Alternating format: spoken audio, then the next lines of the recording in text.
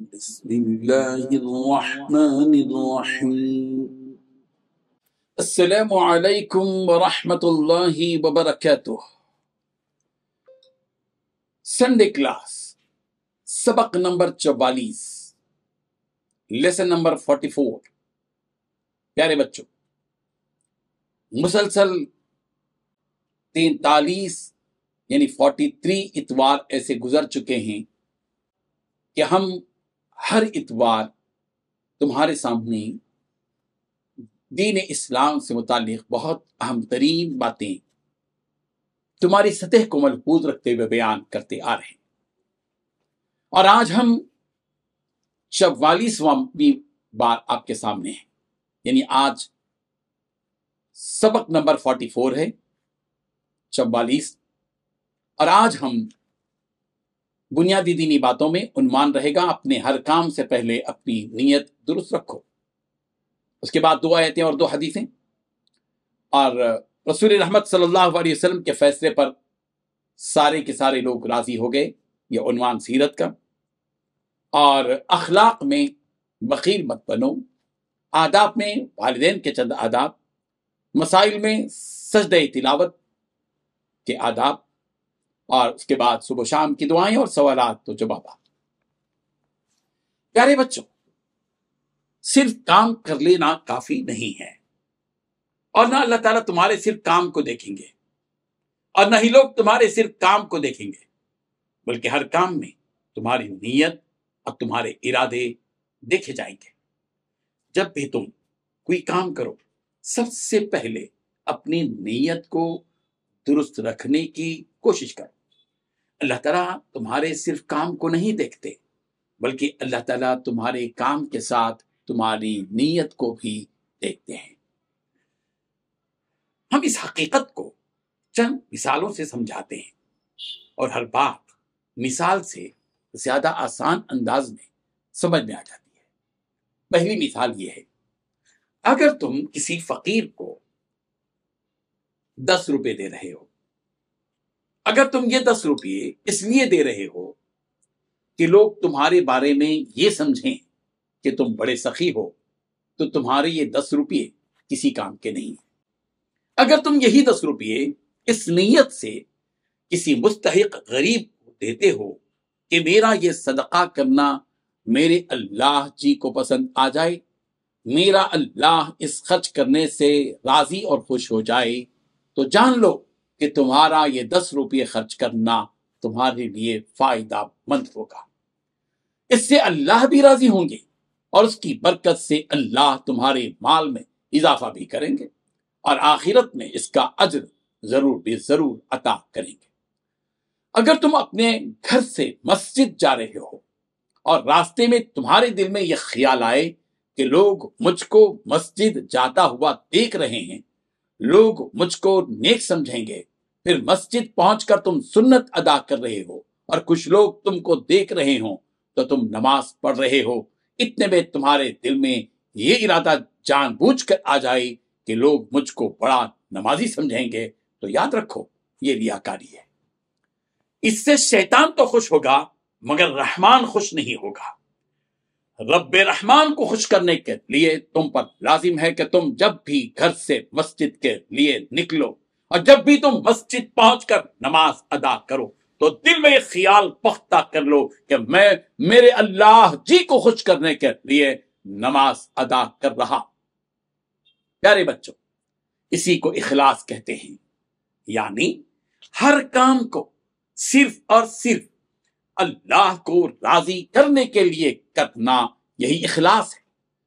تم روزہ رکھو تو اللہ کے لیے روزہ رکھو، تم نماز پڑھو تو اللہ کو راضی کرنے کے لیے نماز پڑھو، تم قرآن مجید کی تلاوت کرو تو اللہ کو راضی کرنے کے لیے قرآن مجید کی تلاوت کرو، تم صدقہ اور خیرات کرو تو اللہ کو راضی کرنے کے لیے صدقہ اور خیرات کرو، اگر تم اپنے دوست کی مالی مدد کرو تو اللہ کو راضی کرنے کے لیے مدد کرو۔ قرآن مجید میں سورہ بقرہ کی آیت نمبر 272 میں یہی بات کہی گئی ہے۔ فرمایا وَمَا تُنْفِقُونَ إِلَّا ابْتِغَاءَ وَجْهِ اللَّهِ، اور تمہیں صرف اللہ کی رضا مندی حاصل کرنے کے لیے ہی خرچ کرنا چاہیے۔ پیارے بچوں، اگر تم پر کچھ حالات آ جائیں، کوئی مصیبت آ جائے، اللہ نہ کرے، اگر تم کو کوئی دھوکہ دے اور تم کو دھوکہ ہو جائے، اگر تم سخت پریشانی میں آ جاؤ، اللہ نہ کرے، تو اس وقت تم جو صبر کرو گے وہ صبر بھی تم اللہ کو راضی اور خوش کرنے کے لیے کرو۔ سورۃ الرعد کی آیت نمبر 22 میں رب ذوالجلال نے صحابہ کرام رضی اللہ عنہم کی اسی صفت کی تعریف کی ہے، والذین صبروا ابتغاء وجہ ربہم، اور وہ صحابہ جو اپنے رب کی رضامندی کی طلب کے لیے صبر کرتے ہیں۔ ہمیں ہر حال میں صبر کرنا چاہیے اور ہر کام میں اخلاص یعنی صرف اللہ کو راضی کرنے کا ارادہ رکھنا چاہیے۔ اور یہ بات ہمیشہ یاد رکھو کہ ہمارے سارے کام ہماری نیتوں کی بنیاد پر ہوتے ہیں۔ اگر نیت اچھی ہے تو ہم اپنے کام میں کامیاب ہیں اور وہ کام بھی اللہ تعالیٰ کے پاس مقبول ہے، اور اگر ہماری نیت خراب ہے تو ہم اپنے کام میں ناکام ہیں اور اس کام سے اللہ تعالیٰ بھی ناراض ہیں اور وہ کام اللہ کے ہاں مقبول بھی نہیں ہے۔ اسی لیے ہمارے نبی حضرت محمد مصطفیٰ صلی اللہ علیہ وسلم نے ارشاد فرمایا انما الاعمال بالنیات، کہ سارے عمل نیت سے ہیں۔ پیارے بچوں، ہمیشہ اچھے اچھے کاموں کے کرنے کے ارادے کرتے رہو۔ بعض اچھے اور اہم کام ایسے ہوتے ہیں کہ بظاہر تم وہ کام کر نہیں سکتے، مگر اس کے باوجود تم اپنے دل میں بڑے ارادے رکھو، اللہ تعالیٰ تمہاری نیت اور ارادے کی وجہ سے بھی تم کو اجر و ثواب عطا کرتے ہیں۔ اپنے ارادے اور دل کی نیت کی وجہ سے بھی ہمارے نامہ اعمال میں نیکیاں لکھ دی جاتی ہیں۔ یہ بات ہم نہیں کہہ رہے ہیں، بلکہ ہمارے نبی حضرت محمد مصطفیٰ صلی اللہ علیہ وسلم ارشاد فرما رہے ہیں۔ بخاری شریف حدیث کی اہم ترین کتاب ہے، حدیث کی تمام کتابوں میں سب سے بڑا درجہ بخاری شریف کو حاصل ہے۔ بخاری شریف میں حدیث موجود ہے، تم اس حدیث کو غور سے سنو اور جس قدر سمجھ سکتے ہو سمجھ جاؤ، اور کوشش کرو کہ اچھی طرح اس حدیث کو سمجھ جاؤ۔ ہر مشکل بات اور فکر کے سے آسانی سے سمجھ میں آ جاتی ہے۔ پیارے بچوں، اللہ تعالیٰ کے فیصلے جو ہوتے ہیں اس میں تمہارے ارادوں کا بھی کچھ حصہ ہوتا ہے۔ اس سلسلے میں ایک حدیث سن لو، یہ حدیث بھی بخاری شریف ہی میں ہے۔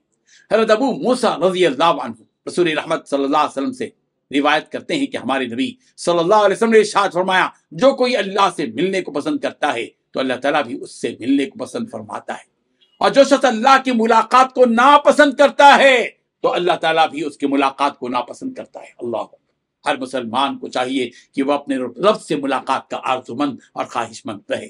جس طرح تم یہ چاہتے ہو کہ تم اپنے ماں باپ سے ملو، رشتہ داروں سے ملاقات کرو، دوست و احباب سے ملاقات کرو، بالکل اسی طرح تمہارے دل میں اس بات کی تمنا ہونی چاہیے کہ تم اپنے اللہ جی سے بھی ملاقات کرو۔ اللہ تعالیٰ سے ملاقات کی چاہت اور دل میں اس کی رغبت اپنے دلوں میں پیدا کرنا چاہیے۔ اللہ تعالیٰ ہمارا محتاج نہیں ہے، اللہ کو ہماری کوئی ضرورت نہیں ہے، ہم اللہ کے محتاج ہیں، اور ہم کو ہمارے اللہ جی کی ضرورت ہے۔ ہم ہمارے اللہ جی کے بغیر کچھ بھی نہیں ہیں، ہم جو کچھ ہیں ہمارے اللہ جی کی وجہ سے ہی، ان کے ارادوں سے ہم زندہ ہیں، اللہ جی کے ارادوں سے ہم صحت مند ہیں، ان کے ارادوں سے ہم طاقتور ہیں، ان کی وجہ سے ہم کو عزت ملی ہے، ان کی وجہ سے یہ ہم کو رزق ملا ہے اور مل رہا ہے اور ملے گا، ان کے ارادوں ہی سے ہم کو یہ پیارا دین یعنی دین اسلام ملا ہے، اور تم اسلام کی حالت میں اپنی زندگی گزار رہے ہو۔ بچوں، دو آیتیں اور دو حدیثیں ترجمے اور مطلب کے ساتھ پیش ہے۔ پہلی آیت سورۃ الزمر کی ہے اور آیت نمبر 54۔ رب ذوالجلال نے ارشاد فرمایا وَأَنِيبُوا إِلَىٰ رَبِّكُمْ، اور تم اپنے پروردگار سے لو لگا لو۔ زندگی میں ہم جس حال میں بھی رہیں، ہر حال میں ہمیں اپنے رب کی طرف رجوع کرنا چاہیے، ہمیں اپنے حقیقی پروردگار سے لو لگانا چاہیے۔ دوسری حدیث سورۃ الحجرات کی ہے اور آیت نمبر 12، رب ذوالجلال نے ارشاد فرمایا اجتنبوا کثیرا من الظن، بہت سے گمانوں سے بچو، بہت سے گمانوں سے بچو۔ ہمیں ہر ایک کے بارے میں اچھا گمان رکھنا چاہیے، خواہ کسی کے بارے میں برا گمان نہیں رکھنا چاہیے۔ اللہ تعالیٰ یہی ارشاد فرما رہے ہیں کہ بہت سے گمانوں سے بچو، یعنی کسی کے بارے میں بدگمانی نہ کر۔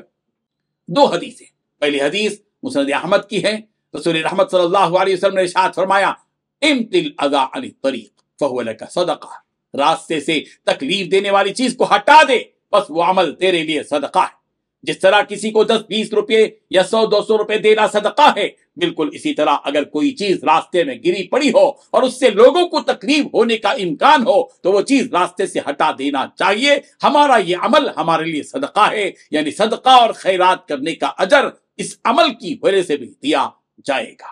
دوسری حدیث بخاری شریف کی ہے، رسول رحمت صلی اللہ علیہ وسلم نے ارشاد فرمایا، المسلم من سلم المسلمون من لسانه ویدہ، مسلمان وہ ہے جس کی زبان اور ہاتھ سے دوسرے مسلمان سلامتی سے رہیں۔ اگر مسلمان ہیں تو یہ ہماری ذمہ داری ہے کہ ہم اپنی زبان سے اور اپنے ہاتھ سے دوسروں کو تکلیف نہ پہنچائیں۔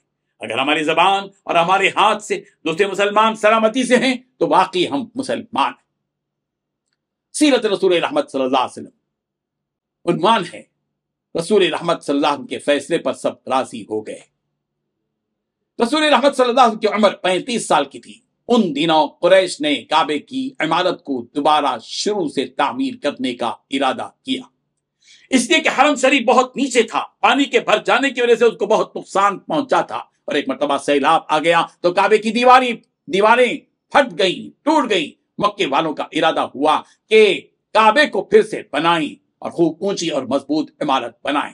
چنانچہ تمام قبیلوں کے افراد نے مل کر اس عمارت کو دوبارہ بنایا۔ عمارت کے بنانے میں سبھی شامل تھے، مگر حجر اسود کو اپنی جگہ پر رکھنے کا معاملہ آیا تو سخت اختلاف ہوا۔ ہر ایک یہ چاہتا تھا کہ یہ بابرکت کام اس کے ہاتھ سے ہو۔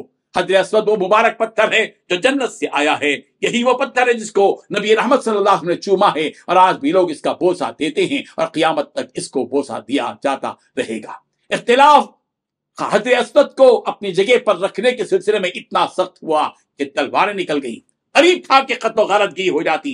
قوم کے ایک بڑے برے شخص نے اس وقت یہ رائے دی کہ کل صبح کو جو شخص سب سے پہلے حرم شریف میں داخل ہوگا وہی حجر اسود کے بارے میں فیصلہ کرے گا، گویا اس معاملے میں وہ جج حکم ہوگا۔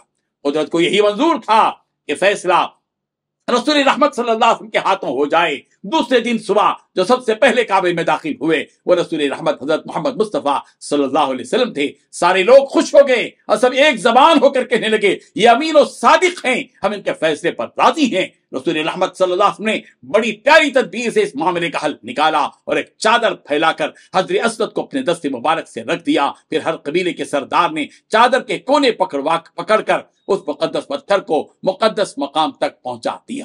پھر رسول رحمت صلی اللہ علیہ وسلم نے اپنے دست مبارک سے حجر اسود کو اس کی جگہ پر رکھ دیا۔ اس طرح مکہ مکرمہ کی سرزمین فتنے اور فساد سے بچ گئی۔ پیارے بچوں، اچھے اخلاق میں آج کا عنوان ہے بخیل مت بنو۔ شیطان ہمارے دل میں ہمیشہ یہ وسوسہ ڈالتا ہے کہ اگر تم اپنے پیسے غریبوں، یتیموں اور محتاجوں کو دو گے، یا کسی مدرسے کو چندہ دو گے، یا کسی مسجد کی تعمیر میں پیسہ دو گے تو تم فقیر بن جاؤ گے، تم خود دوسروں کے سامنے ہاتھ پھیلانے والے بن جاؤ گے۔ شیطان یہ نہیں چاہتا کہ انسان اپنی دولت میں سے کچھ اللہ کے لیے خرچ کرے اور جنت حاصل کرے اور اللہ کا محبوب بن جائے، اس لیے شیطان ہمیشہ ایسے نیک کاموں سے انسان کو روکتا ہے۔ سورہ بقرہ کی آیت نمبر 228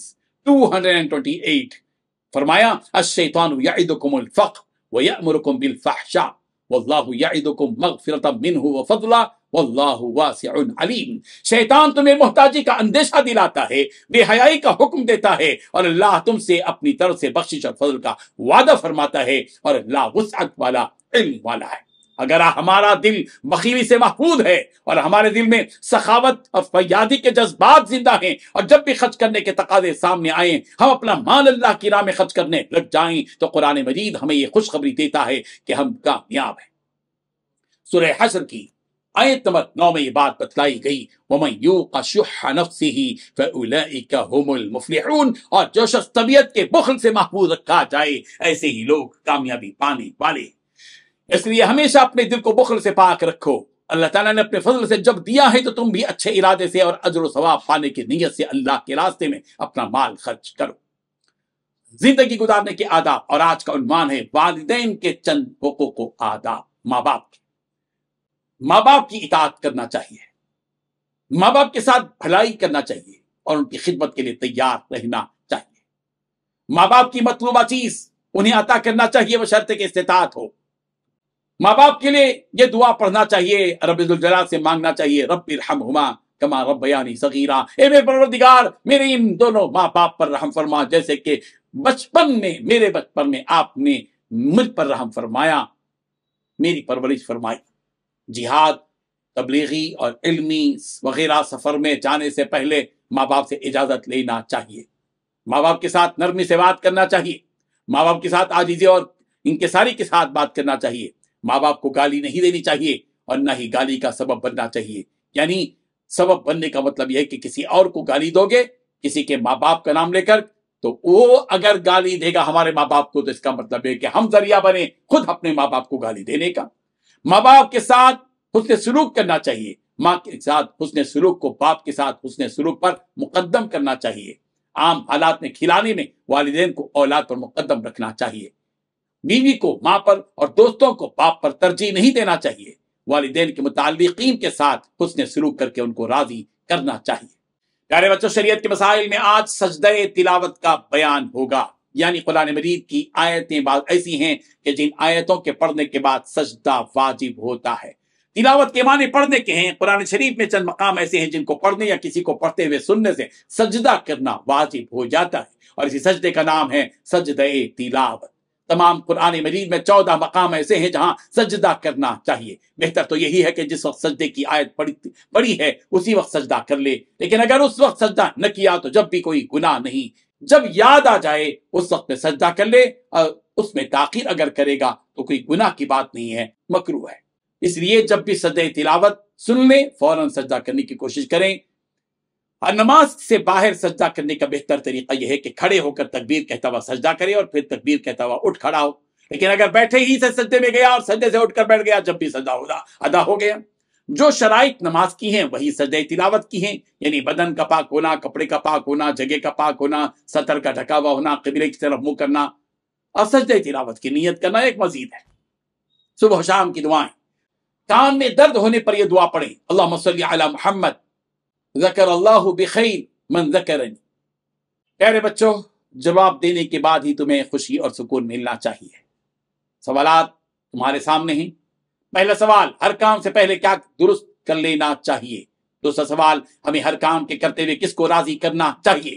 تیسرا سوال، اخلاص کس کو کہتے ہیں؟ چوتھا سوال، وَمَا تُنْفِقُونَ إِلَّا ابْتِغَاءَ وَجْهِ اللَّهِ کے معنی کیا ہیں؟ پانچواں سوال، سورۃ الرعد کی آیت نمبر 22 میں کس صفت کی تعریف کی گئی ہے؟ چھٹواں سوال، انما الاعمال بالنیات کا معنی کیا ہے؟ ساتواں سوال، کیا دل کے ارادے کی وجہ سے بھی نامہ اعمال میں نیکیاں لکھی جاتی ہیں؟ آٹھواں سوال، وَأَنِيبُوا إِلَىٰ رَبِّكُمْ کا مطلب کیا ہے؟ نواں سوال، سورۃ الحجرات کی آیت نمبر 12 میں کس کام سے روکا گیا ہے؟ دسواں سوال، راستے سے تکلیف دینے والی چیز کو ہٹانے کا اجر کیا ہے؟ 11واں سوال، حجر اسود کو اپنی جگہ رکھنے کے بارے میں فیصلہ کس نے کیا؟ 12واں سوال، سورہ بقرہ کی آیت نمبر 228 میں کیا بات کہی گئی ہے؟ 13واں سوال، ہمارے سارے کاموں کی بنیاد کس چیز پر ہوتی ہے؟ 14واں سوال، ہر نیک کام میں کس قسم کا ارادہ کرنا چاہیے؟ 15واں سوال، جو شخص اللہ کی ملاقات کو ناپسند کرتا ہے تو کون اس سے ملاقات کو ناپسند کرتا ہے؟ 15 سوالات کے بعد ہم تم سے جدا ہوتے ہیں اور سبق کی تکمیل ہو رہی ہے۔ اسی کے ساتھ اللہ حافظ، جزاک اللہ خیرہ، السلام علیکم ورحمۃ اللہ وبرکاتہ۔